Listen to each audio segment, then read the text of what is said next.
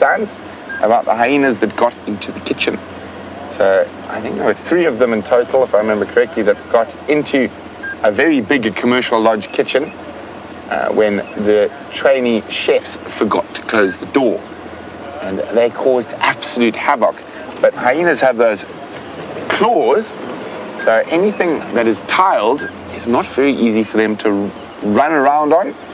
So while we were trying to chase the hyenas out the door, they would run and then they would try to take the corner, but obviously with those claws there was no grip and they would and smack into the side of the wall.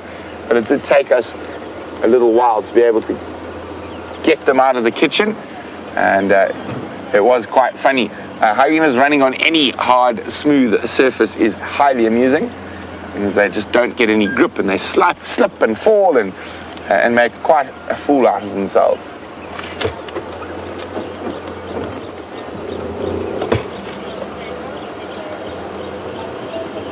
We're still about 15-20 minutes away though.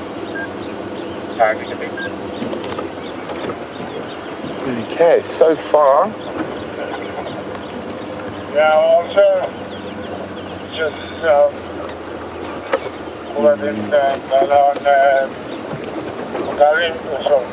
boundary. Wait, sorry guys. So they found some of the Birmingham male lions. Well done, Vincent. Unfortunately, they are sleeping just to the east of Cheetah Cut Line, so just outside our Travis area. And it sounds like they found Tundi as well, female leopard, Shadow's sister, who we did see not too far from where we are now, mating with Tingana. And she is also to the east of us.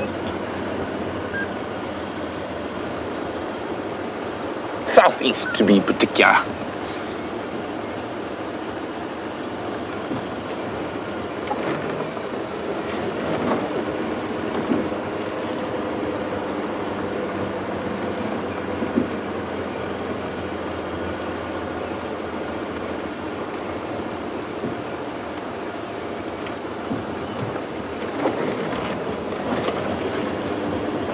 So a principal is your email address, but we're not sure what your name is. So please do send us your name. You'd like to know whether the animals are free to leave Djuma or are there a set amount of animals we look for. At the moment, it's just going to be me. So, Principal, we are in a huge, massive, open area of about 9.5 million acres. The animals are free to come at their will. Of course, we are not. We have to stay within the confines of our property. But the animals can go wherever they want. There are no fences. And 9 million acres set aside to wildlife. Bigger than the country of Switzerland. And welcome to Safari Live. I hope you become a regular part of the family. And you're enjoying the live safari so far. Unfortunately, no big cats just yet. But we will keep checking.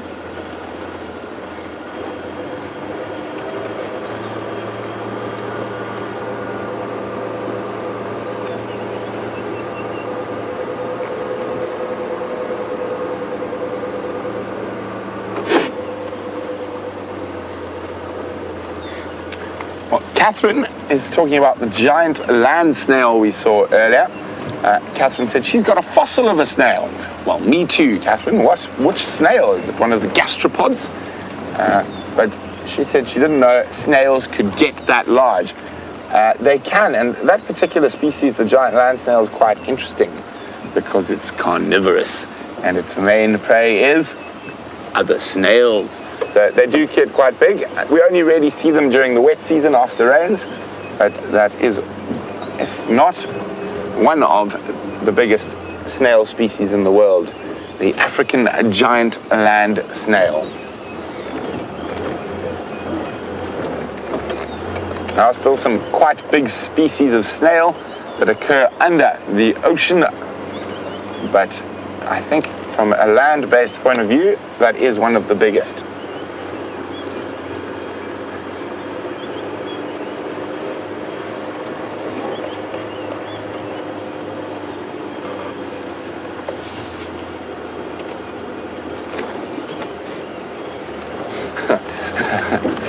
Montana on YouTube says, give us a free trip to South Africa and then maybe we'll play along with the quiz.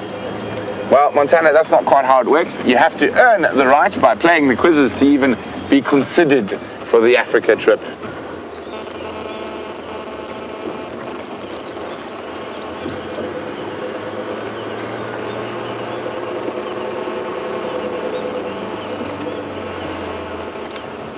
We have a male impala eating off. Oh, he was eating a buffalo thorn, but at least it is something with a heartbeat. We haven't seen something for a while. And there he is. Now, all by himself. He looks like a nice big male. There could be some more around, but I'm going to be wondering if he's going to be competing for mating rights as the rut starts. Oh, he's got his ears out. Listening. Very alert animals. Impala's main defense against predators like leopards is how alert they are. You can see how his ears are moving, checking where all potential sounds are coming from.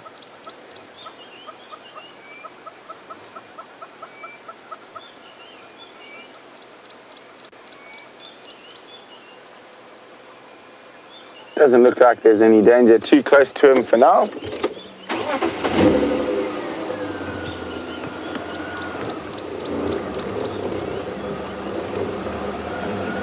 Hello, mister.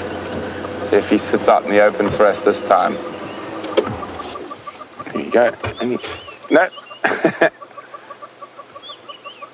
Off he goes. Pays to be cautious when you get eaten by almost everything out here.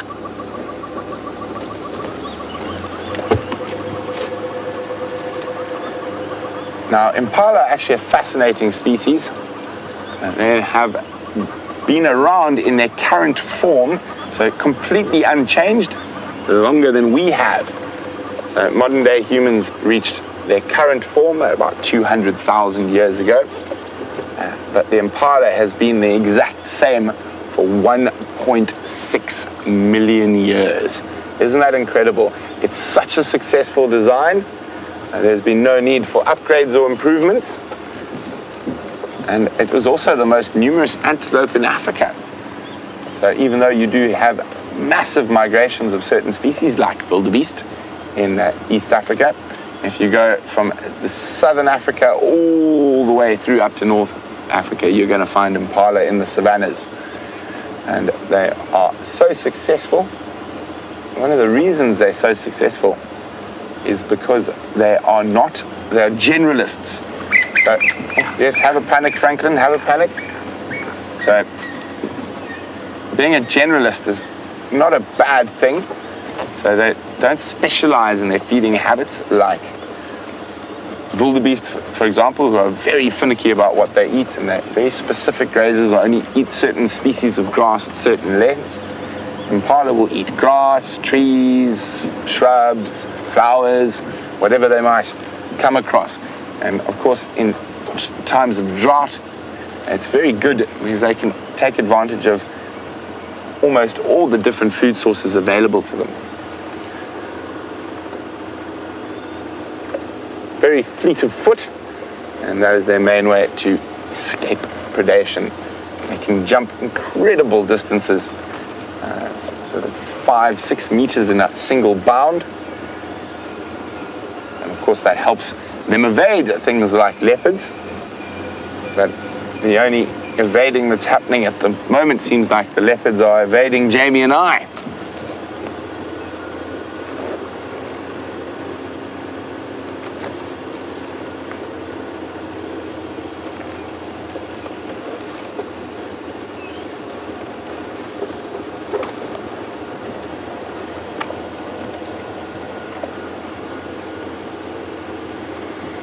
So we've just left some impala, but Jamie's got some that are probably not being as shy as that boy, so let's go have a look.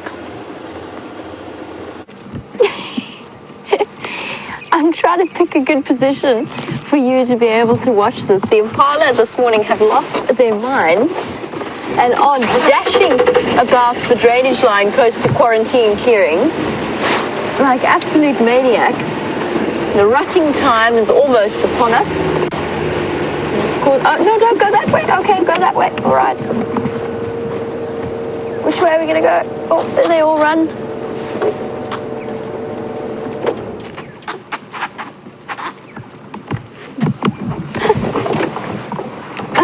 There they go.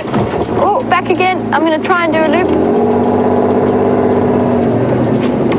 Just to make Liam's life easier so that it's not behind the vehicle. Back once again on their obstacle course. Look at that. That's so cool. Stotting. Perfect example of impala stotting. Well done, Liam. That sort of loping jump, throwing their legs back almost like a handstand.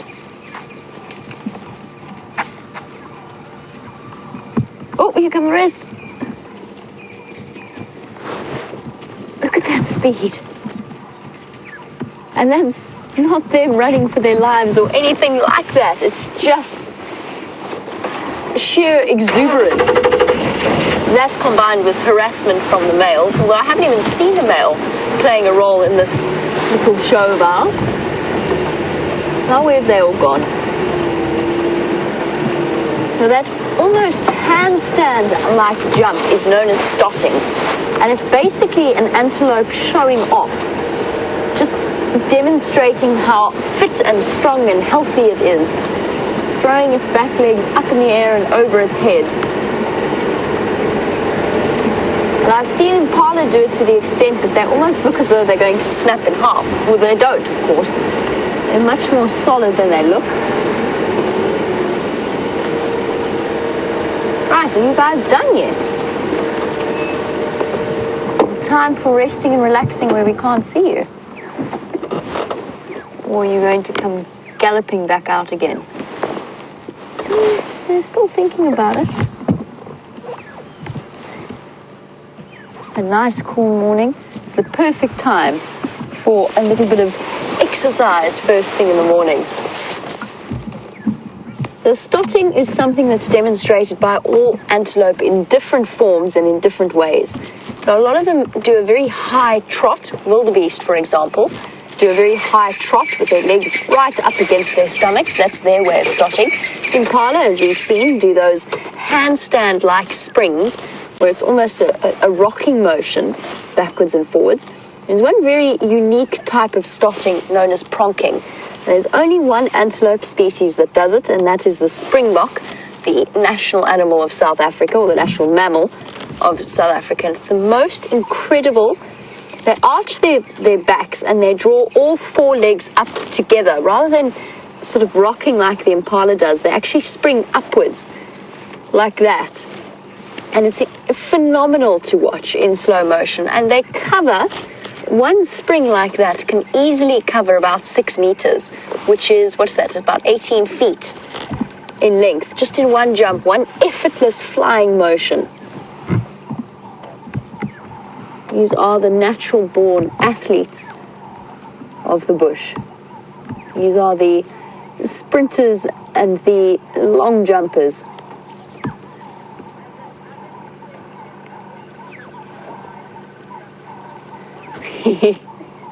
Megan has said that as an avid equestrian, she wishes that her horses, or the horses that she rides, would jump like these impala jump. Absolutely. I can completely understand what you mean. Their athletic ability is astounding. Antelope to me are the long distance sprinters and the long jumpers and the hurdlers of the national bush or the international bush Olympics. Buffalo, of course, being rugby players. And it's up to you where you put the rest of them in terms of the sports teams that they would be on. We're going to go off in search and see if I haven't missed Karula's track somewhere along the line, because apparently she's flown across the roads. I still haven't found where her tracks have gone. While I do that, let's get an update from Brent.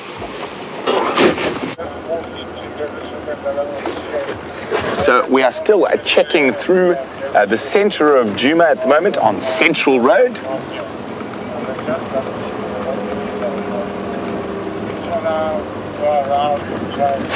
So well done to Elaine, who nearly got 15. Elaine got 14 species of the order Carnivora. Michaela got 15, but unfortunately it drops to 13 because 2 of them were incorrect. Michaela, your 2 incorrect ones were the crocodile. Although it is a carnivore, it is not of the order Carnivora. It is of the order Crocodilian. So unfortunately that was incorrect, and the other one you got was a correct member of the order Carnivora, but doesn't occur here, and that's the bat-eared fox. So Elaine was the closest with 14, and we're going to run through those species right now. So the easy obvious ones and the biggest and the smallest were the lion and the dwarf mongoose. So the largest member in Africa of the order Carnivora and the smallest. Now, in between there, obviously the easy ones, cheetah, wild dog, spotted hyena. And we will go through the ones that you guys could have used but didn't.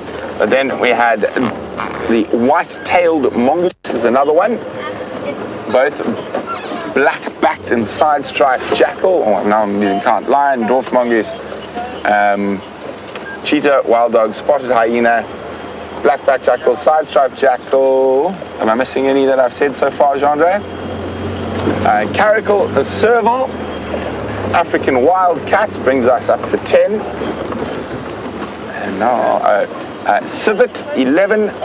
And then both species of genet. And then large spotted and small spotted genet takes us up to 13. So I am missing one. I'm just trying to think about what it was. Did we say leopard? No, I didn't say leopard. 14. There we go. So now there are a possible few others, and a few of you had some of them, but not the full. So of course there's the honey badger. There is as well as the banded mongoose, the slender mongoose. And what are we now on? 15, 16, 17. And brown hyena is another possibility. They have been seen once on the live drives. That takes us to 18. And let's think of more little nocturnal critters. 18. Oof. This is where it gets difficult. That's why I only did 15. I think if I remember correctly in my research, there's 22. A couple of them we're very unlikely to see here, like the Caper clawless otter, which takes us to 18, right? 19, sorry. And Andre, can you think of any more? Connor. Connor is our latest member of the tech team, and he has an appetite bigger than a male lion's, but I don't think he falls under the order Carnivora, Andre. Okay, so let's keep thinking. We're on 19 at the moment. So the other one I do remember now is the Selous mongoose, but I've never heard of them being seen in the Sabi Sands. Don't really count that. And this is going to get me now. I'm trying to think of all the little things we see. Oh yes, water mongoose, number 20, and I have seen tracks of them here. And I think number 21 is the large grey mongoose or the small grey mongoose, one of those two. Aardvolf, number 22. Well done, John Ray. So there we go. Although the last Aardvolf officially seen in the Sabi Sands was in 1970s.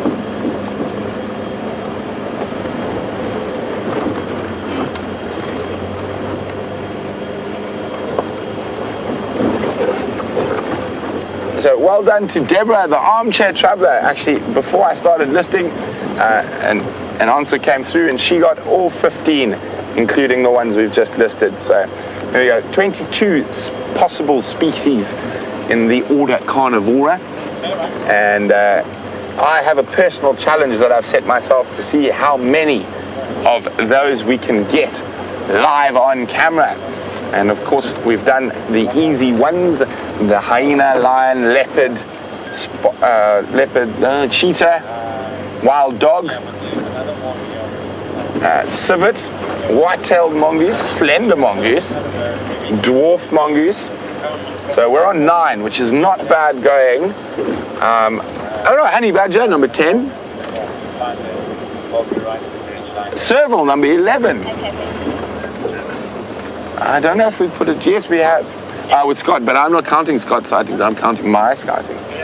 I think we actually have put a genodon, but I couldn't tell you which species. Therefore it doesn't count. Just going to check this road junction for some tracks here.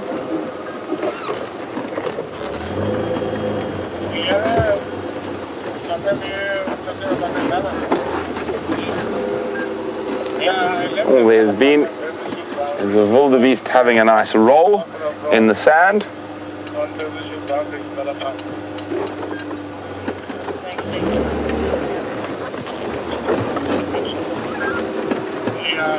So we are busy checking, even quite far from where Jamie had Karula last night, in case she went wandering.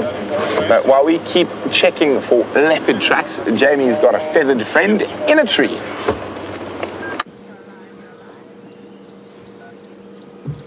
One of the coolest little bird species out here, the crested barbet, one which is a fairly regular sight on our safaris, but if we're lucky, we might get to see him call in response to another crested barbet that's calling off in the distance.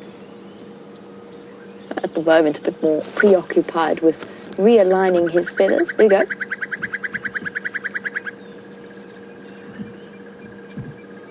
One more time for us, buddy.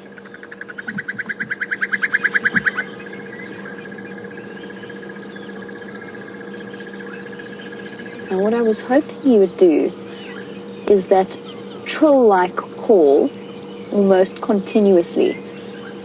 Now, although those were short examples, the crested barbet is capable of what's known as a circular breathing. So they actually have 2 windpipes as opposed to the one that we have. And they are capable of breathing out through one, the one obviously that passes through the larynx, and then breathing in through the other. So they can trill for a continuous period of time, far longer than they would normally on just one lung full of air. One of those amazing little facts about this bird. Also a monogamous bird species, and very often when you hear them trill like that, there is a mate somewhere in the vicinity. There's a relative of this bird known as the black-collared barbet, one that we hear regularly but hardly ever see. And that bird call is a duet of even more epic proportions than the crested barbets usually perform, with timing so impeccable that if you were to hear the call without knowing any better, you would probably think that it was one bird. They sort of sing, ornithologists describe it as do paddly, do paddly, do paddly, do paddly, because as people we automatically need to put words to the bird calls that we hear. But the sort of the do part of the do paddly call is the male, and the female follows with puddly. Something that we hear, but we hardly ever see. I haven't seen that many black-collared barbets in this vicinity. Well, for those of you planning visits to Kruger, this is a little bird that you will see very regularly at rest stops. They learn quickly that the various campsites and habitations mean food for them to come and scrounge, crumbs and so on. That will definitely be a bird that you will see many times on journeys into Kruger.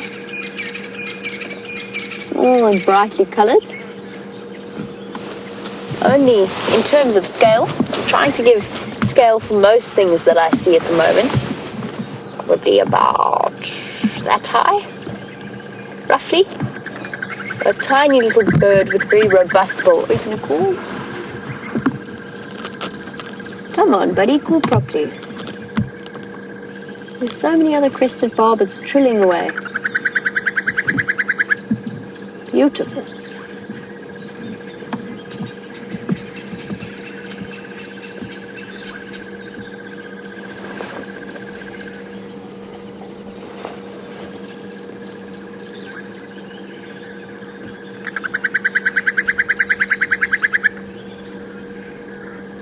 awesome.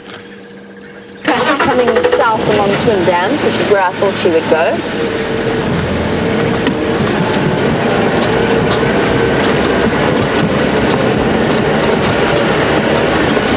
Earlier on we were discussing about the Ruppel's griffin, or the Ruppel's vulture. And Alice was wondering, why would a vulture need to fly to 32,000 feet in the sky? And Alice, generally that's an aberration. They're following thermals right up, and they sit in the rising hot air currents that carry them upwards, and they just get to the point where they are that high and are capable of being that high.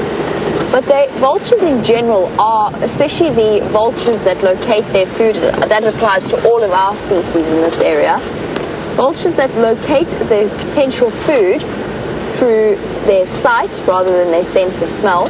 So the higher they go, and with their binocular vision that is 10 times better than ours, they are able to spot, first of all, potential carcasses on which to scavenge, but also at the same time they are capable of spotting other vultures on their way down. I was going to stop for these nyala, but they're also having a game. Here comes number 2. Oh, I'm trying to look big and scary, but I'm not really. The antelope species are having a ball this morning. This male, much larger than the first one that was running, also mud-tipped horns or mud-covered horns.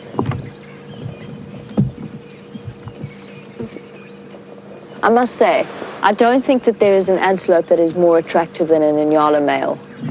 They really are such pretty antelope. Oh, off again.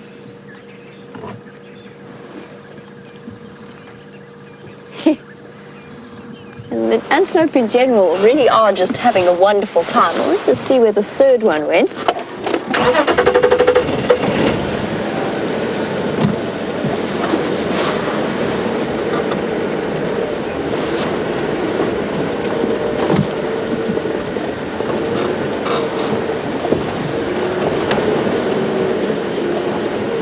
And Anna Marie is absolutely right. It's going to be incredible to watch when the impala start their rut. For those of you who have only joined Safari Live less than a year ago, oh, sorry Wendy, forgetting that second gear is not a gear you enjoy. For those of you who've only joined Safari Live recently, you're in for a treat over the next few months. The impala are going to provide endless entertainment. The hormones levels are flying. There we go. More antics from our impala herds. Males are going to be sparring with each other and then at times genuinely fighting with each other. But the most entertaining to me is watching a male pursue a female that isn't all that interested in his intentions. And he will spend hours upon hours pursuing one female, and she just keeps ducking and diving him. It can be hugely entertaining. And already we're starting to see the split. Oh, Nyala acting up as well. Young males having a bit of a game. There's a Nyala at the back there by the fence that is dancing with somebody, by the looks of things, right at the back there. All puffed up and enlarged. I don't know who he's dancing with, though. I can't see another Inyala. There's another one by the tree. There's another one by the tree. Oh, there we go. I can see his tail swishing. I thought perhaps he'd seen a reflection and decided to dance with that. Which, by the way, I have seen an Inyala do. I've seen Inyala do that display slow dance to his reflection in a window. It was one of the funniest things I've ever seen an antelope do, ever. I watched him for ages. Oh, impala fighting or sparring at the back.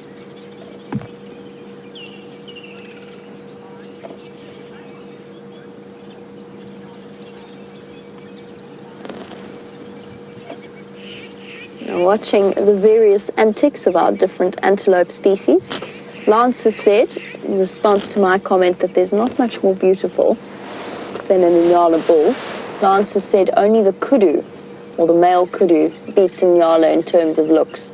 Fair enough point. They are definitely very attractive animals. All of the spiral-horned antelope family are attractive-looking antelope. Bushbuck as well. Bushbuck being my favorite out of that family. About half the size, or more than half the size, of an Inyala.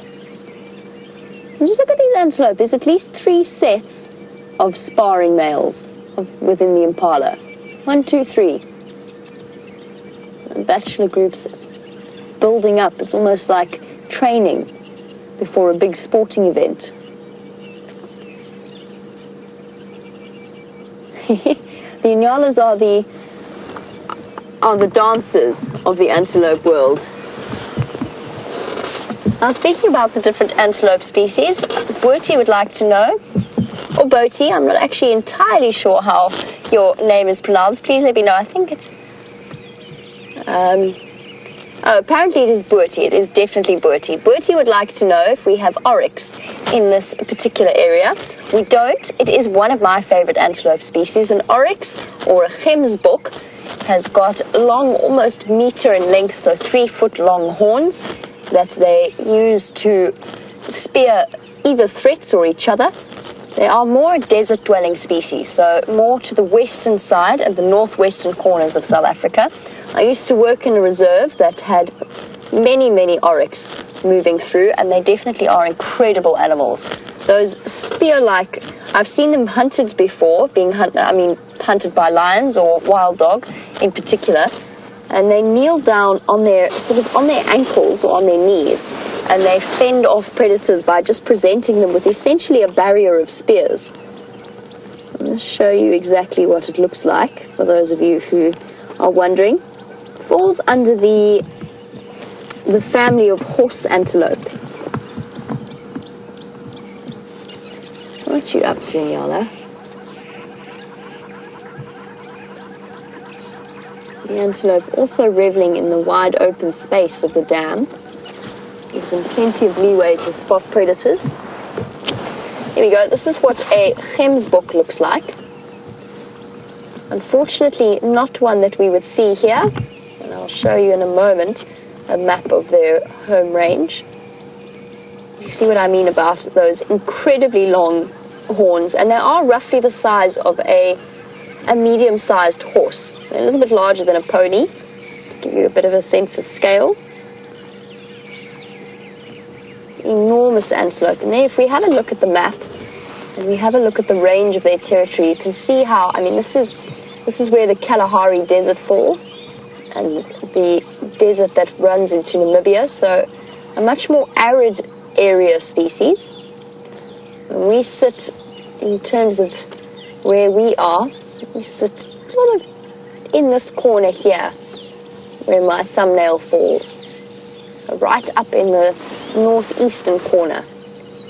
But that just gives you a bit of an idea about where the oryx wanders about. They are extraordinary animals, they really are. Fascinating to watch. Sort of grouped together in the same family as sable and roan antelope, which you could see here, just in terms of size and in terms of body structure.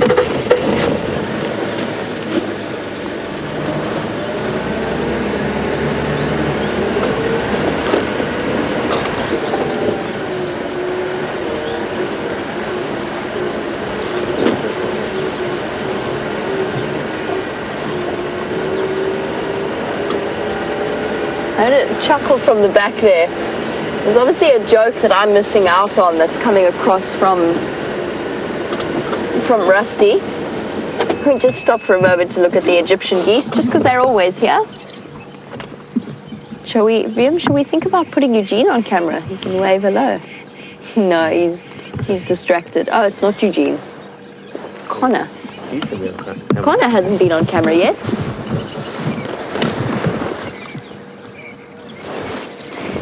Come on, Connor, give us a wave. Not so much. Don't take it personally, though. I don't think he's realized that we're looking at him. Oh, he gave the camera a wave. A rare, exceptional Connor sighting, ladies and gentlemen. Connor's just joined our tech team over the last few weeks, so he's still very much getting to know.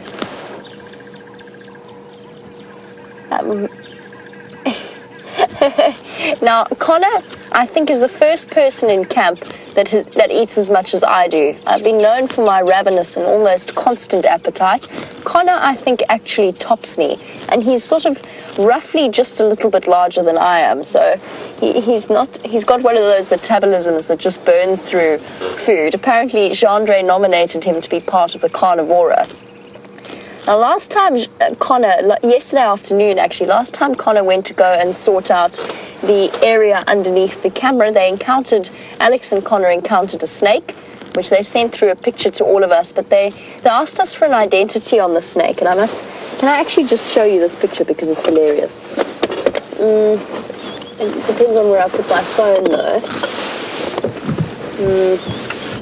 There we go. Apparently that snake is still there, interestingly enough. So this was the picture that they sent us and asked us to identify the snake. I'm not even sure if you can see it. There we go. That was the picture we got. And then a question saying, what is this?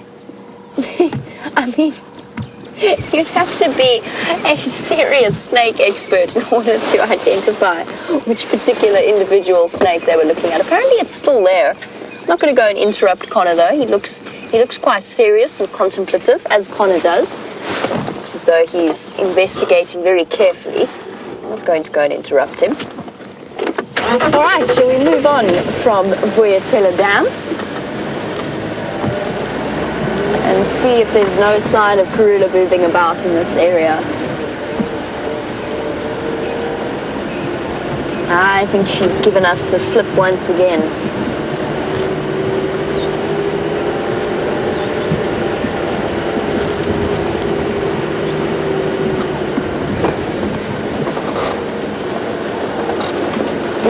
We will potentially, depending on what work Connor has to do, we will potentially go and have a look at that snake, see if we can't figure out what species it is. I'm just going to give Connor a chance to... The tech team have been furiously at work when it comes to the Djuma Dam camera, trying to sort it out and get it back under control. And that's what they're currently busy with. Good luck, Connor. Let's have a look and see what bird Brent has got. So guys, another great bird for the bird list. It is a cuckoo, and it is very difficult to tell the difference between the African cuckoo and the European cuckoo. So I'm just actually double checking myself. So the European cuckoo is silent in Africa, and the African cuckoo says cuckoo, cuckoo, believe it or not. The European cuckoo has a very similar call, but it only calls generally when in Europe. Okay, so it's called a common cuckoo. So we need to look at the bill. So I'm going to try to zoom in with my camera and get a shot. So it's very, very, very, very finicky to tell the difference. You actually need to see the bill. I'm just making the settings light, so it's not the best picture, but we'll be able to... Oh no, I need to make it lighter. Please don't fly, cuckoo.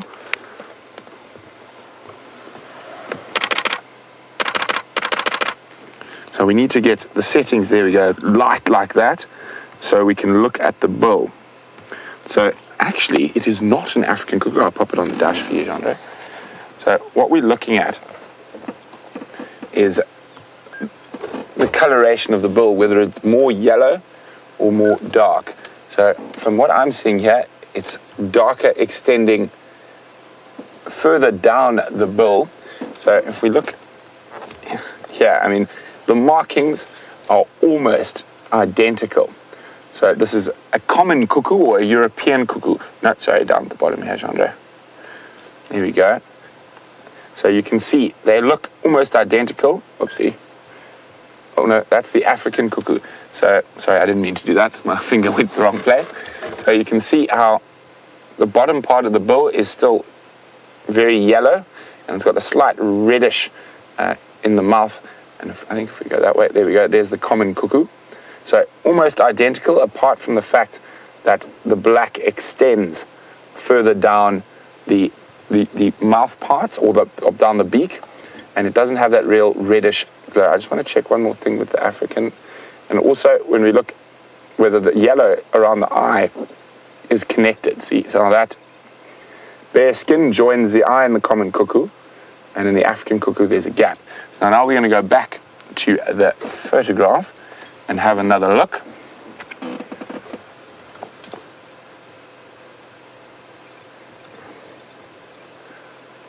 Now, it just is joining, but it's not that easy to see. And of course, it's not the same in every bird, but just how dark the bill is leading me towards a common cuckoo. So that could be a nice new bird species for those keeping lists, and not one we see too often on camera. We get them flying across, and while we're driving around, we see them quite often, but to have one, I can't believe he's still sitting there. To sit for that long, oh, as I say that, of course, it takes off. But it did give us a great opportunity to actually take some time and identify it as a common cuckoo. So yay, hopefully that's a new tick to a lot of your bird lists.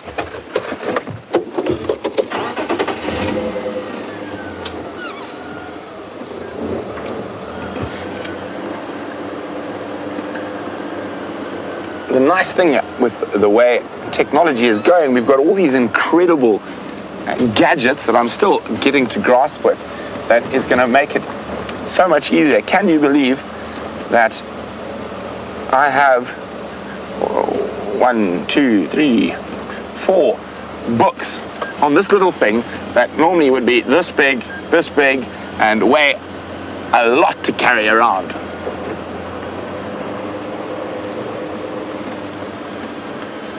So Deanna's talking about murmurations, and murmurations are those incredible flocks of starlings that sort of move as one, and she's wondering whether our starlings do that.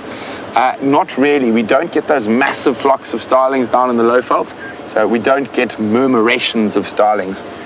But I'm not sure where that happens. It could be in the US or Europe, where they get those large murmurations that are incredibly beautiful to watch.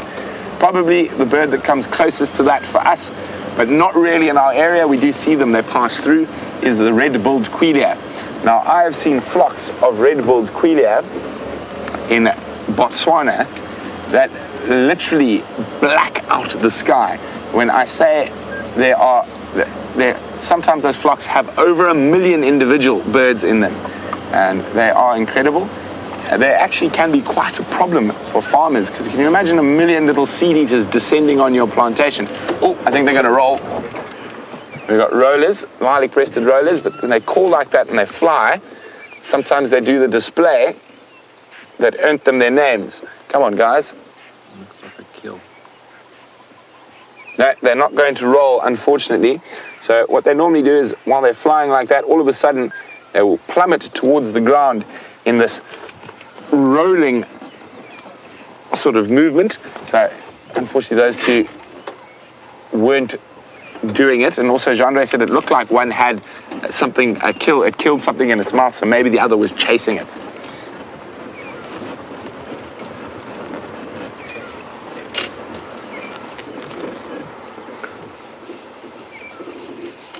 And we have not a track this time, but a large millipede. Look at them go. So, a question for you guys.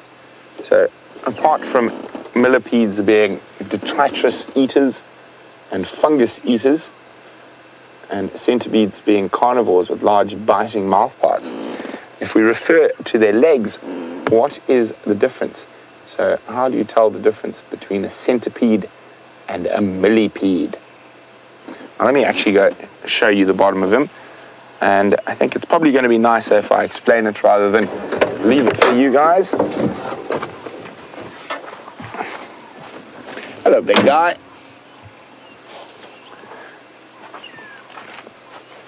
So just pop him on the dashboard. He's behind the wheel. I think he's gonna move forward, so there we go. No, don't curl up. Oh, he curled up. So that's his defensive posture to make sure nothing can eat him. Let's just have a look a little bit more carefully at him. So now that he's curled up, we can still see, almost see, you see those masses of little legs inside there. So a centipede only has one set of legs per segment, whereas a millipede has multiple, sometimes 3 pairs of legs per segment. And here we go, another one of his defensive mechanisms there. Now he is defecated. Now these guys are very nasty to eat for most animals out here. They have a hydrogen cyanide in their system from different things they eat. They can get those poisons from mushrooms, from different flowers. So we're just going to let him go and continue on his way. So the one thing and mammal that eats them is the African civet we've been talking about a little bit today. Now the African civet's pancreas creates a very special amylase that breaks down that poison into non-harmful components so the civet can eat them. Now, that's in this area. Now, strangely enough, we got a lot of millipedes in the rainforests, and certain duiker species will also eat millipedes. So quite a few of the forest duikers will actually even hunt birds, and it is incredible because everyone assumes a forest is this massive food and stuff like that, but it isn't actually. A lot of the food is very high in the sky. It's great if you're an insect, but even the birds and mammals that live in rainforests actually do struggle to find enough food. So quite often they move big distances and have special adaptations. So like the fact that quite a few of the different duiker species, yellowback duiker, nigrifons, what's the common name? Oh, I can't remember the common name, I can only remember the scientific name. Black-fronted duiker, they all will actually hunt birds and also eat millipedes. So they also have that special amylase that is developed by their pancreas that breaks down those poisons into non-harmful components.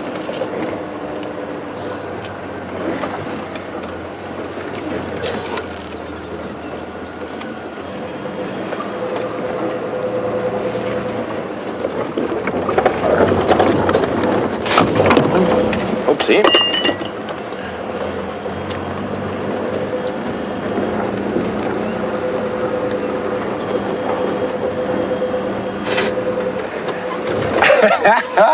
So Connor the carnivore is back in final control, and he is now very embarrassed that he was waving at the damn camera instead of to Jamie's camera.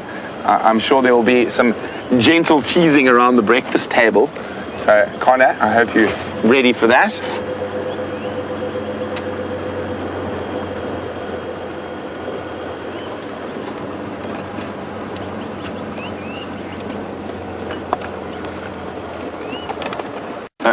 Monkey on YouTube would like to know, do we have porcupines here? We most certainly do. We have the southern porcupine, which is one of the biggest porcupine species in Africa. We have 2 porcupine species in Africa. We only have the one down here. The brush-tailed porcupine is a rainforest species, so it doesn't live in these parts. And porcupines are nocturnal, so we don't see them too often. I'm not even sure if we've ever put one on the live safaris. I don't think since I've been here, maybe before my time. We definitely will be trying to do that always, especially in this lovely little bit of dark we get at the end of the sunset safaris. They are the largest rodent in Africa. Now, often there's lots of things that a porcupine can shoot its quills. It can't. So it will back itself into a predator with that those very sharp quills. And porcupines, strange enough, you can often find where they've been feeding off bones, specifically from big old kills, like buffalo kills that lions have killed. The porcupine will come feed off the ribs and skull and hip bones and any large bone that's left behind. So the reason they do this is that they, of course, need quite a lot of calcium to keep producing that amount of quills. So they're constantly producing them. And porcupine, strange enough, in a lot of parts of Africa is a delicacy, said to be very, very good to eat. And for example, the San people, or the Bushmen from the Kalahari, will actively track porcupines back to their dens. Now they live like warthogs and hyenas in disused aardvark burrows, and they will dig them out in the soft sand of the Kalahari. Now, I do have a photo I should post it one of these days from a long time ago. It is not uncommon for porcupine and hyena to share a den. So they have a sort of mutual understanding, and they'll use different caverns in the den, but not uncommon at all for those two species. Very unlikely den mates, but for them to share a den.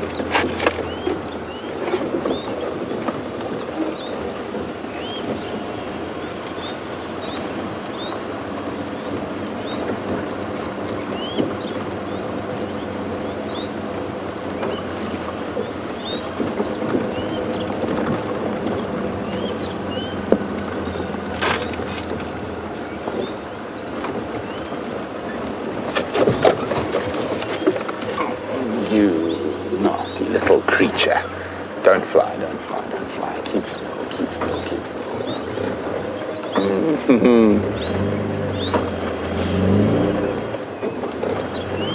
No, come back.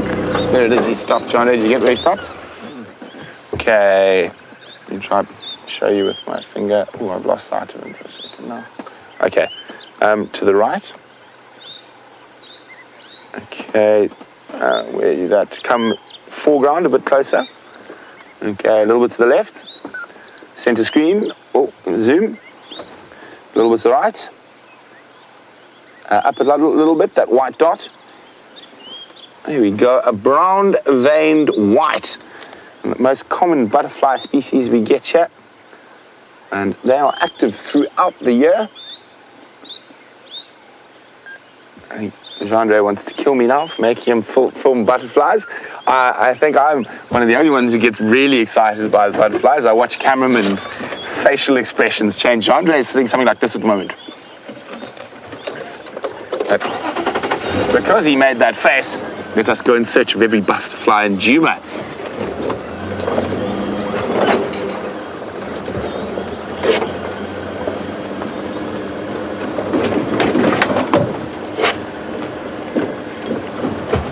Well, I used to like to know, do skinks eat millipedes? I've never seen them. I think a lot of these millipedes are a bit big for our skink species. The animals that I've seen eat the most millipedes here are the red and yellow-billed hornbills.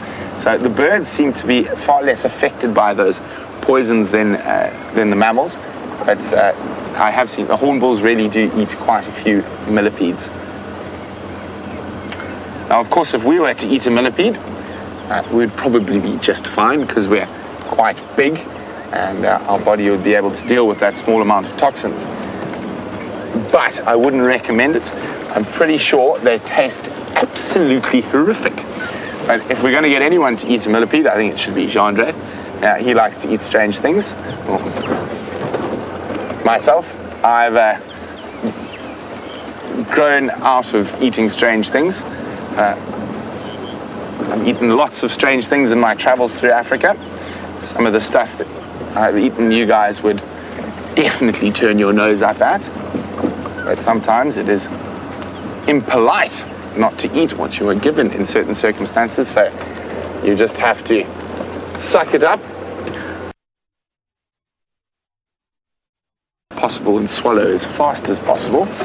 And sometimes you are pleasantly surprised by certain things that look absolutely disgusting but turn out to be incredibly tasty. Now, I've asked some of the Djuma ladies if they can find me some. Apparently with the drought this year it is quite rare, but hopefully before the greenery disappears we'll be able to show you Shanghai cabbage or gushe.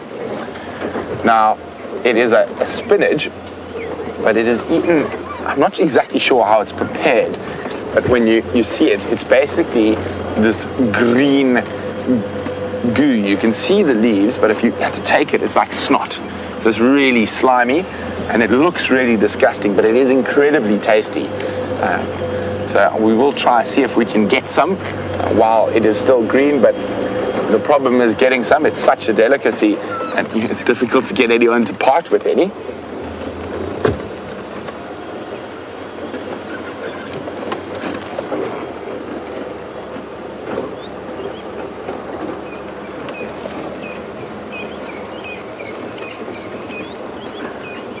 I forgot my butterfly book today, but Luke's wondering what is the biggest butterfly species we get here. We managed to actually get it on camera, or its cousin on camera, a few days ago, but it is the emperor swallow-tailed butterfly, which is just a little bit bigger than the citrus swallow-tailed butterfly that we showed on camera.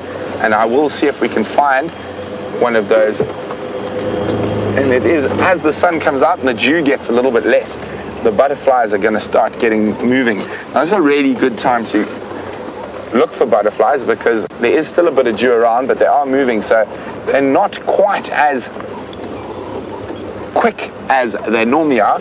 But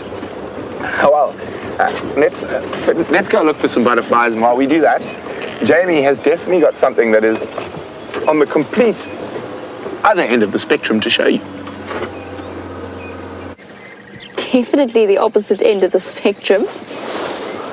Not quite the size of a butterfly, and certainly not quite as delicate or as light-footed.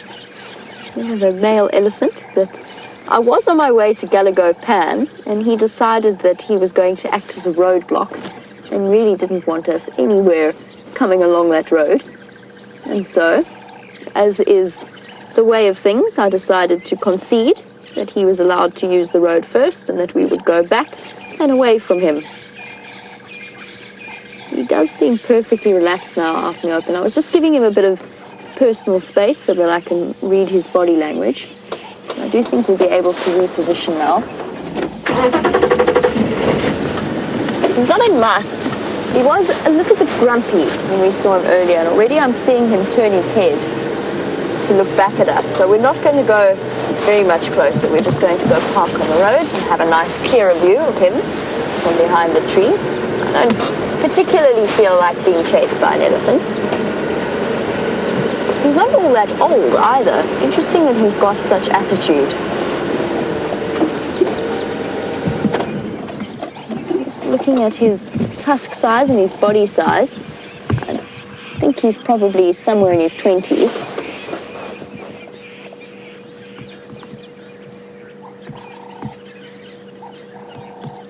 He's off on his own, which is the standard life for a male elephant that has reached sexual maturity.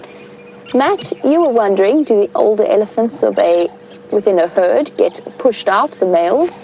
And the answer is yes. Once they reach sort of roughly about 15 years old, and it depends, it differs from elephant to elephant, just like human beings go through puberty at different ages.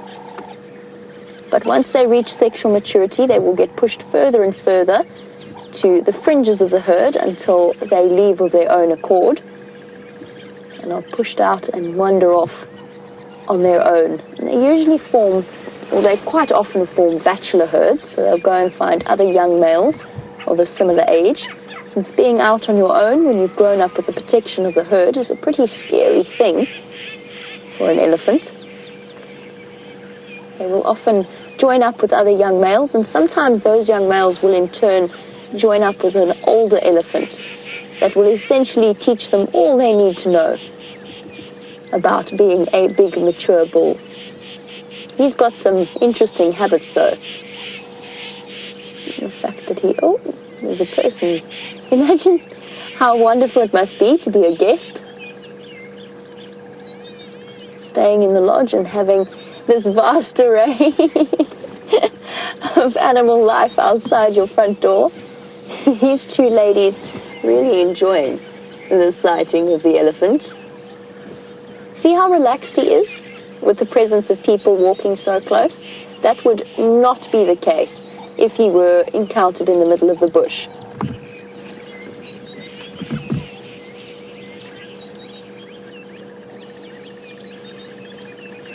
At the moment, it is so gratifying to see. Oh, let me actually finish off with my thought, sorry. The fact that he is so comfortable with people on foot, as close as those two ladies were, just goes to show how intelligent most animals are in terms of knowing where people live and where to expect people, as opposed to encountering people away from lodges on foot. That's why he was so comfortable with the presence of those two ladies watching him from across the other side of the fence. It's got nothing to do with the fence. As we well know, a fence is nothing to an elephant, even if it is electrified. It's not a concern to them. You can see that tail swinging like a pendulum from side to side. That's a very relaxed elephant, quite happy. And it's nice to see the elephants once again feeding on grass. We've seen them this is the first time I've seen them concentrate as much as they have on the new growth that has come from the rains. Cheryl, you were wondering, do elephants push down trees to feed, or do they do it to be destructive? That's an interesting one. Most of the time, yes, they push down trees in order to feed. Gets them the nice green leaves at the top. And quite often they push them down into roads because the roads are clearer, so it's easier to gather around the tree and to feed on it without having to be bothered by trees around it. That being said, elephants have temper tantrums, like people have temper tantrums, and occasionally they do just go and push down trees and break down trees. After a discussion with an elephant, he tried to push a tree down on us. I'll finish off that story, but Brent has found a tiny little tortoise for you. So Jean-Andre and I are focusing on the little things out here today, and that is a minute leopard tortoise. Now, how minute, I'm going to show you right now. So, look at this guy, he's so small. Hello, little man, or little girl. Look at that. I mean, not even, it'd fit with space to spare in the palm of my hand. So probably a couple of days old at the most. Look at him go.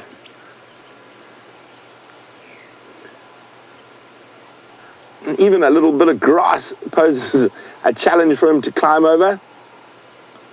So as it gets warmer now, he's probably going to try head into a thicket like this where he's going to hide up for the rest of the day. So at that size, they're very vulnerable to birds and other predators.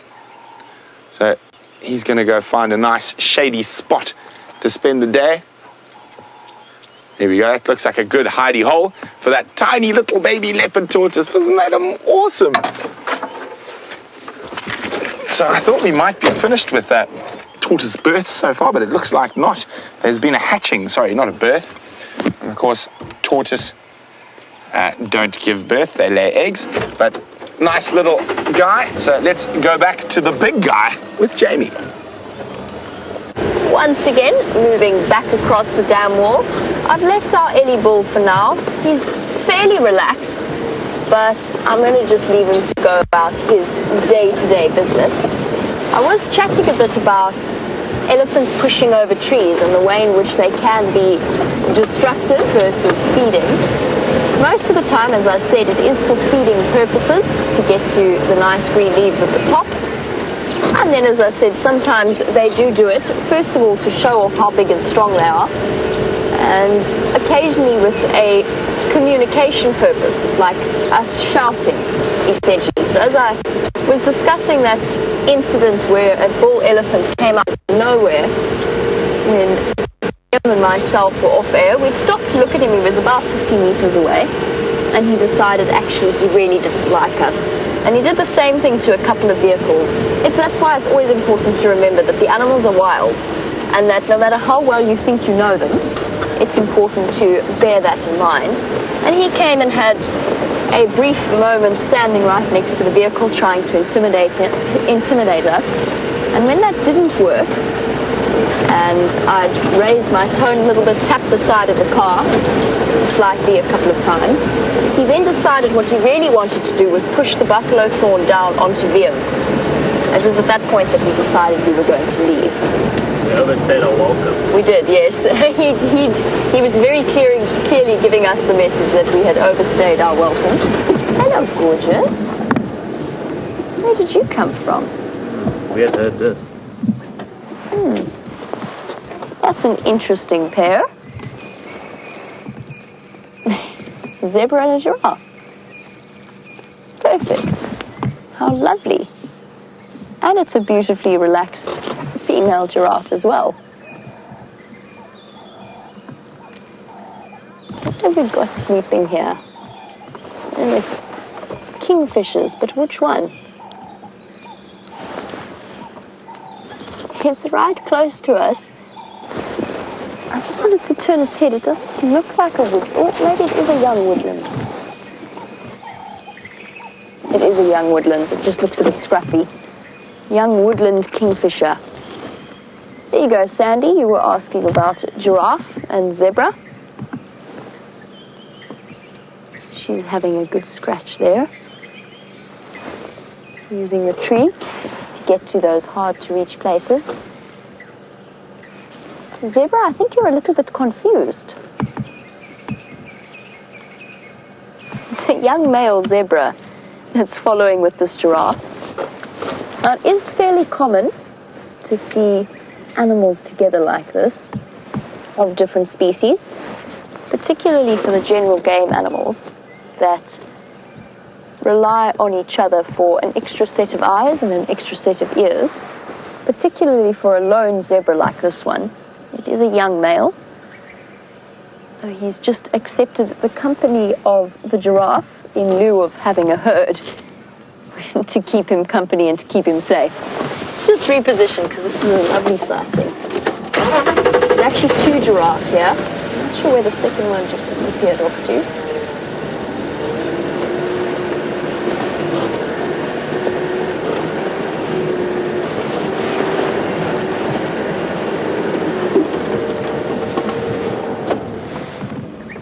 So Megan, you were wondering what is the most unlikely pairing of species together that I've ever seen. That requires a bit of thought. This is a fairly common sight to see zebra and giraffe together. And by the way, zebra and giraffe is the name of a South African band. Just in case anybody's interested in a little bit more of the local culture. Megan, I'm just thinking, what is the most unusual pairing? Obviously, we've all seen those videos of the lions or the leopards that have either killed a mother or a female antelope or baboon and then adopted their little ones. So, for example, there was the case of the leopard and the baby baboon. There was also the very famous story of the lioness and the baby wildebeest that she was mothering. And sometimes I think that their instincts get a little bit confused. And they're not entirely sure if they are meant to be feeding on a baby or caring for it. Particularly, I think, when pregnancy hormones are involved. There you go, there's the second female giraffe. I'm trying to think, Megan, what the weirdest pairing I've ever seen is.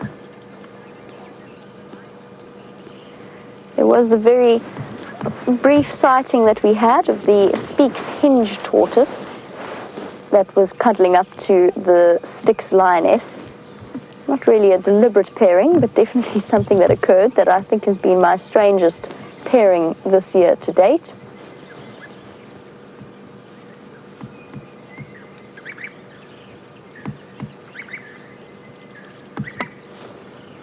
I'm trying to think, Megan. I think yes. The lions and the tortoise were probably one of my strangest sightings. Sorry, I'm just listening to the Game Drive channel at the same time.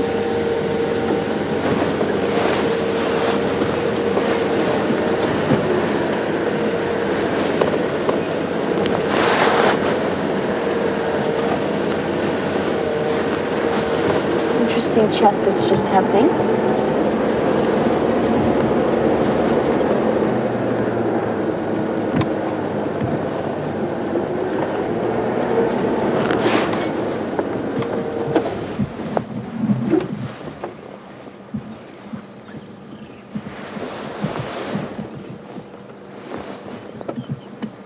Sorry, just got distracted by the chatter on the Game Drive channel.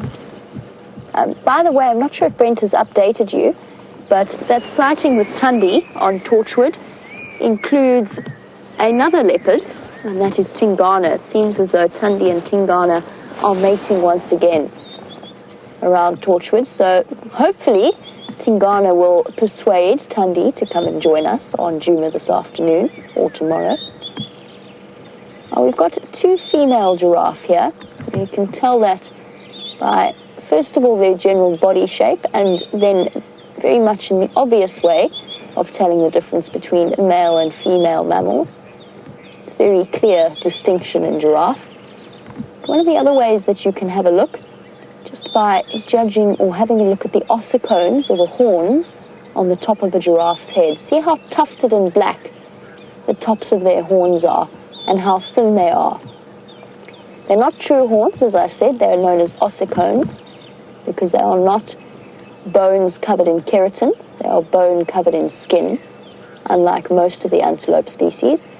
The males are much thicker and are rubbed smooth much thicker and are rubbed smooth by a process of fighting known as necking, where they swing their heads round and they hit each other on the sides. And since we're talking about telling the difference between species, the obvious way is not so obvious in a zebra. And the best way to judge whether or not it's a male or a female is to have a look at the stripes underneath, or the stripe underneath the tail between the cheeks of his bottom. Now, this is a very thin strip that we can see, and that tells us that it is a male. In females, that black stripe is much thicker and extends further on either side. And that's immediately how I judged that it was a stallion, and a young stallion. Look, he's going to follow, I'm sure he's going to follow that giraffe. He is too. He's very deliberately sticking with them. Zebra are naturally herd animals, so without the rest of his bachelor herd, without any other zebra to join, he's decided that the company of giraffe will do. Very liberal-minded individual.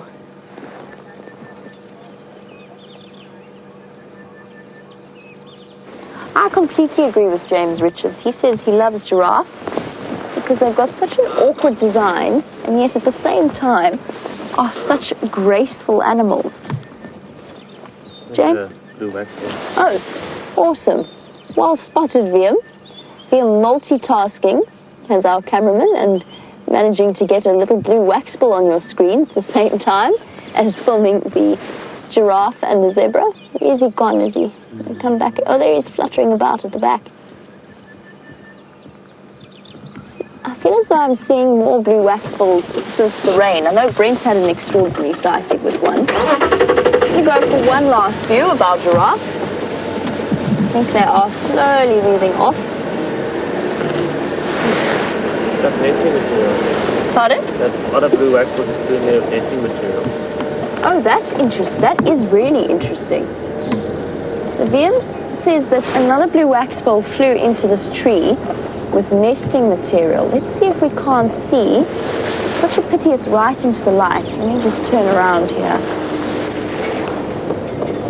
See if we can't see the beginnings of a blue waxbill nest. It would be awesome. And they do like to nest in these thorn trees, like this buffalo thorn. I think that they are nesting on the other side, or starting to build their nest on the other side. Blue waxbills build the most extraordinary little cup-shaped nests, very much in similar shape to a teacup, and it is very delicately weaved. Let's try check the other side of that tree. Let's see if we can't. Oh, I can see exactly where they're going in now.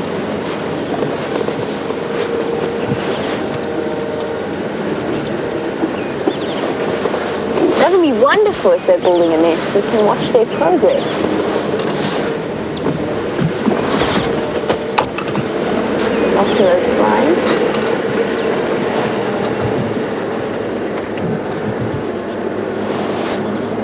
If they do choose to nest in here, they're going to pick the densest part of the tree in which to do so.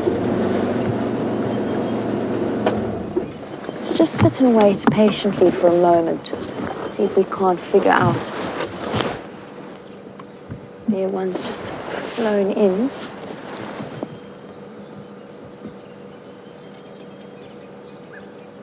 The nest is right in the thickest part over there. You can see every now and again that little head bobbing movement. That's the blue waxbill and the buffalo thorn. It is currently occupied nest building. Well spotted, VM, that is awesome. Very often the waxbills and the flycatchers of the world will camouflage their nests. As I said, they build these perfect miniature little cup-shaped nests, and what they'll very often do is they'll collect spider webs and wrap them around the edge of their nests to sort of hold the shape together, but also to act as a camouflage. And we'll keep monitoring this nest site, and we'll see if maybe when we can do bushwalks again. We haven't been able to for a little while just because the camera's being sorted out. But when we're back up on foot again, we could actually come and get right up close and have a look at this waxbill nest without disturbing them. I don't want to drive too much closer, but they're definitely building right in that thickest part of the buffalo thorn. Very cool. Amazing how the birds are, even though we're coming into winter, with the late rains, I think that it's prompted a lot of the birds of this area to nest a bit later than they would normally.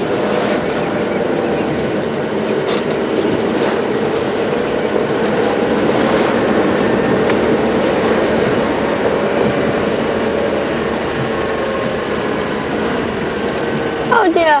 Well, while I was looking for those while I was looking for those waxbills, I've lost my giraffe. Oh, there we go. I just wanted one last look, just to agree with James Richards' point about how awkward and yet graceful they are.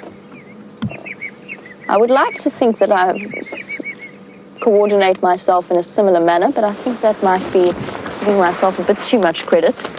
I think I'm just a little bit awkward and clumsy. But they do have a very interesting stride. The other thing that amazes me on the way that they move is the speed at which they can, and the distance that they can cover. You don't realize it because they look like they're moving so slowly, but I guess when your legs are 2 meters long, 6 feet long, a long stride is not a difficult thing. It must be walking next to a giraffe, I think, is very similar to walking next to Brent, who tends to forget just how long his legs really are.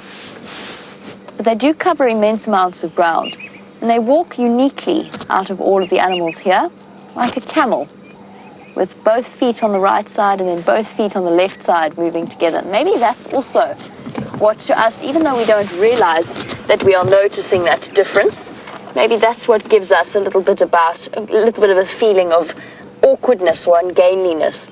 And of course that also means that they can't trot like a zebra can trot. They have to either walk or gallop.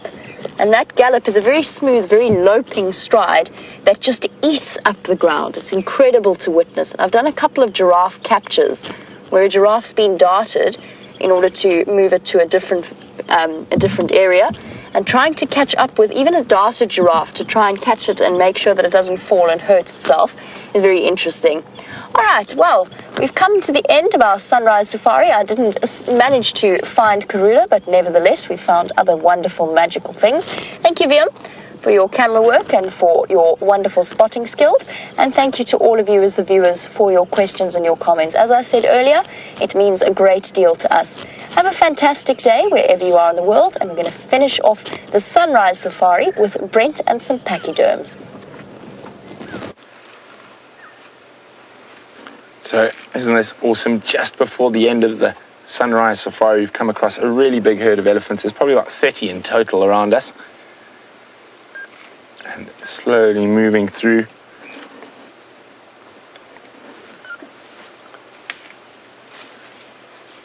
Look at that. Quite a few youngsters here.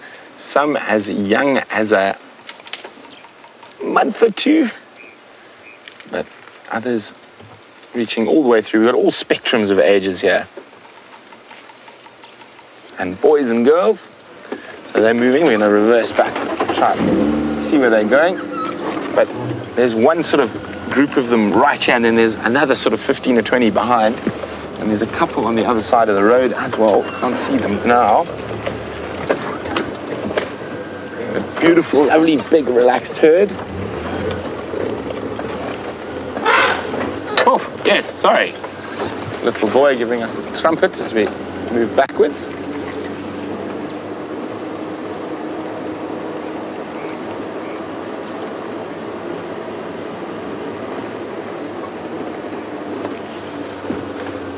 And they do seem to be on a mission. They're not stopping and feeding, but keeping going. And this could be fun. We've got a really big herd of kudu behind us. And with lots of little elephant bulls, they like to chase things. So will they chase the poor kudu?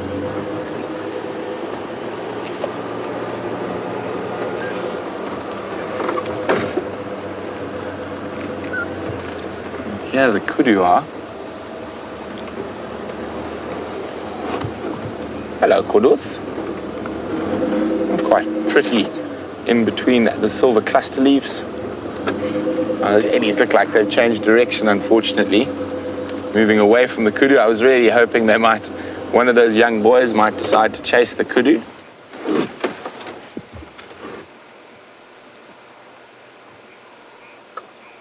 Here we go. There's those other elephants. It looks like a female and a youngster out in the open on this wonderful big, oh, there goes that fluffy white tail.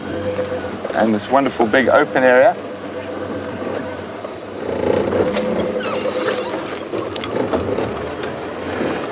This is going to be quite a spectacular shot. Get ready to take some screenshots. She's going to walk in front with that whole valley heading down towards the more Wati River behind her. There she is, with miles and miles of Africa.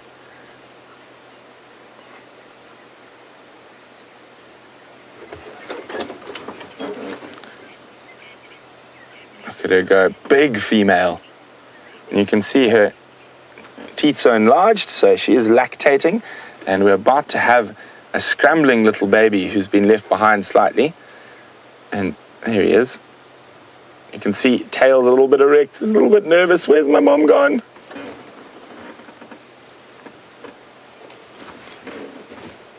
Now he's seen her and knows where she is, so back to being relaxed.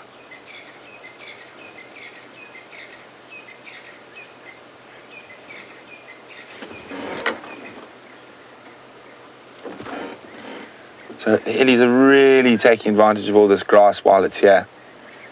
And they're not going to be able to utilize it for too long into the dry season. Oh, itchy ear.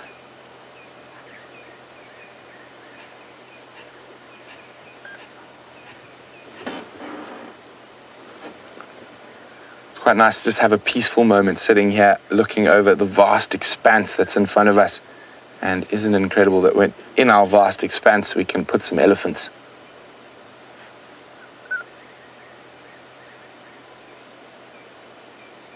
And they're about to move off into the thickets. The little one already has. She's about to join.